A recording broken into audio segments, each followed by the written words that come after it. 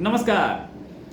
I2U2 ये याद रखिएगा, ये I2U2 ये याद रखिएगा, ये नाम है उस ऑल्टरनेटिव क्वाड का जिससे हम काफ़ी दिनों से ऑल्टरनेटिव क्वाड बोलते रहे थे। इसका पूरा नाम सामने नहीं था, अब इसका नाम हमें दिख रहा है। I2 मतलब इंडिया और इजराइल, U2 का मतलब यूनाइटेड अरब एमिरेट्स और यूनाइटेड स्टेट्स ऑफ अमेरिका। ये I2U2 की समिट जल्दी होनी चाहिए। ये समिट लेके जाएगी हमें एक नए लेवल पर। साथ में मैं आपको ये बताऊंगा कि पाकिस्तान की इकोनॉमी को बेहतर करने के लिए कैसे पाकिस्तान के पॉलिटिशियंस अब बोल रहे हैं कि चाय कम पियो, वो भी आपको बताऊंगा।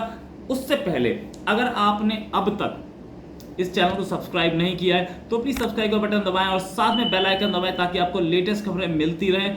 अब आते हैं I2U2 पे। I2U2 है क्या? I2U2 एक ऑल्टरनेटिव क्वाड, जैसे क्वाड वहां काम कर रहा है उसमें सिक्योरिटी का एंगल आ गया है, जॉइंट एक्सरसाइजेस साथ चल रही हैं।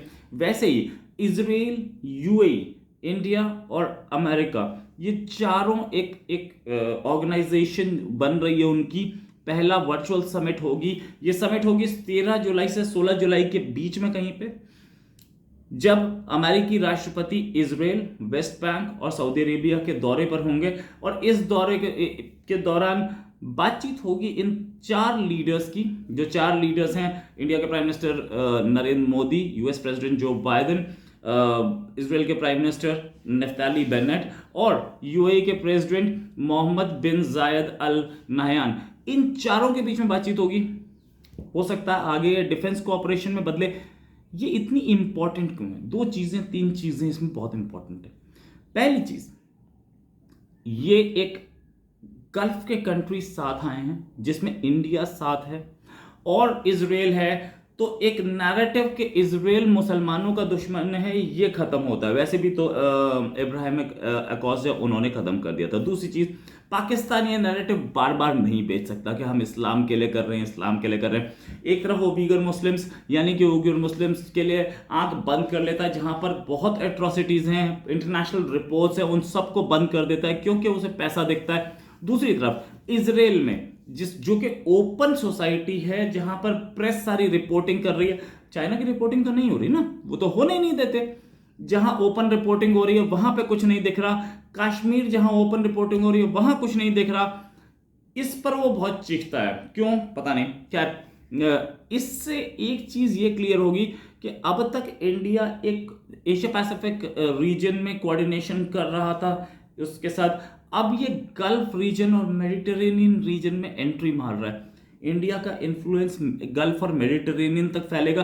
साथ में हम काउंटर कर पाएंगे चाइना को, यूएई के साथ मिलके, इजराइल के साथ मिलके और अमेरिका के साथ मिलके, और इनको हमारा साथ मिलेगा। एक बड़ा इंडियन ओशन है हमारे सामने, जिस इंडियन ओशन में इंडियन नेवी घूमती है और दूसरी नेवीज भी घूमती है, लेकिन हम लोगों ने मैपिंग कर रखी है उसे कि हम काफी साल से मैपिंग कर रहे हैं। हम ही ब्लू वाटर नेवी बने, बाकी सब अपने अपने एरिया में बने। इस एरिया में ऑपरेशन उन्होंने किए। इंडियन ओशन जहां से वर्ल्ड का सबसे ज्यादा तेल निकलता है, सबसे ज्यादा बिजनेस निकलता है, शिपिंग, कार्गो लेन्स, और एक तरफ इंडिया और चाइना के मार्केट्स, दूसरी तरफ यूरोप का मार्केट।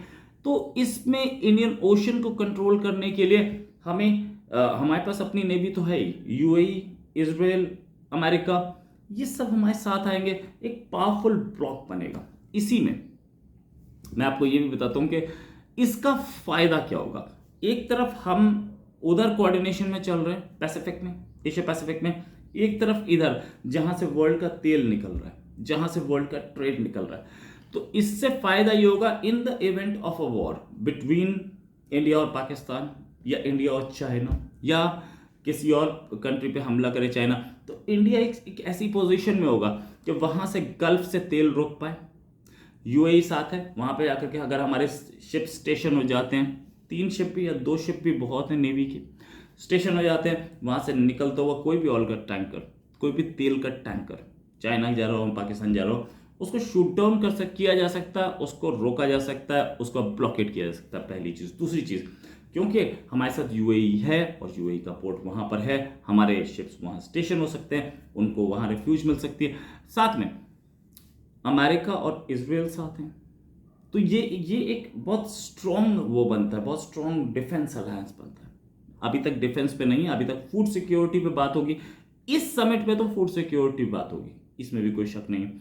लेकिन जैसे कि क्वाड जो था वो सिर्फ सुनामी वार्निंग्स के लिए था और उसमें कुछ ज़्यादा नहीं था, लेकिन इस वाले में भी अभी फूड सिक्योरिटी है, धीरे धीरे करके ये डिफेंस की ओर जाएगा। अब इकोनॉमी पे बात करते हैं पाकिस्तान की इकोनॉमी को बचाने के लिए उनके एक जो मिनिस्टर हैं उन्होंने बोला कि आप चाय कम पीजिए। अब चाय से इकोनॉमी कैसे बचेगी मुझे नहीं पता, ये मुझे भी नहीं पता, ये वो मंत्री जी बेहतर संभालें, बताएं। वो मंत्री जी ने बताया भी, लेकिन बड़ा अजीब सा।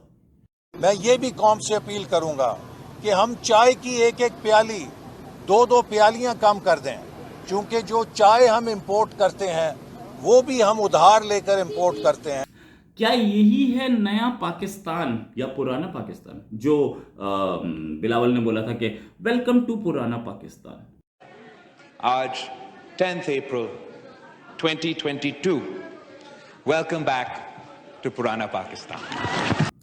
अब पुराने पाकिस्तान में घुस तो गए, लेकिन पुराने पाकिस्तान की हालत बेटर कैसी है? वही पुरानी वाली तो है जिसमें वो उनके एक अलीउमीन गंडापुर बोलते थे 9 दाने कम कर दो चीनी के, आलम है ये तुम्हारी नई गवर्नमेंट कौन सी बहुत बढ़िया, वो चीनी का 9 दाने कम करा रहा था, तुम 2 प्याली चाय कम करा रहे हो। भाई तो सिचुएशन तो सेम है ना, तो नया पाकिस्तान कहां से और कैसा? मैं 100 दाने डालता हूं तो अगर 9 दाने कम हो जाए तो क्या अपनी कौम और अपने बच्चों के लिए मेरी चीनी मुझे कम मीठी लगती है? हम इतने कमजोर हो गए हैं, हम इतने बेहिस हो गए हैं अपनी खुदमुख्तारी के लिए, अपने मुल्क के लिए, अपनी नस्ल के लिए हम इतनी कुर्बानी नहीं कर सकते? अगर 9% इन्फ्लेशन है, मैं 100 निवाले खाता हूं आटे के, तो अगर 9 निवाले कम खा लूं तो अपनी कौम के लिए मैं 9 निवालों की कुर्बानी नहीं कर सकता। और यहां तक के बात तो शाहबाज शरीफ साहब रोटी पर ले आए, रोटी ऐसे खानी है, 4 भाई हैं, 1 रोटी खानी, ये सारी चीजें मिफ्ता इस्माइल खुद बोले शाहबाज शरीफ को कोट करते हुए। खैर ये चीजें देखिए क्या होता है। कल मैं वज़ीर आज़म पाकिस्तान की एक बात सुन रहा था काबीना की मीटिंग में, तो उन्होंने कहा था कि हम 4 भाई और 4 सूबों के तनासब से बात कर रहे थे। तो उन्होंने कहा 4 भाई हैं और अगर 1 रोटी है तो सबको मिलकर 1-1 चौथाई उसकी खानी है, और इंशाअल्लाह ताला जब 4 रोटी आएंगी तो फिर पूरी पूरी रोटी खाएंगे। तो रोटी पे कटौती, चीनी पे कटौती, चाय पे कटौती, पाकिस्तान की इकोनॉमी वाकई बुरे हाल में। इसी के साथ एक और खबर के साथ हाजिर होंगे। नमस्कार, जय हिंद।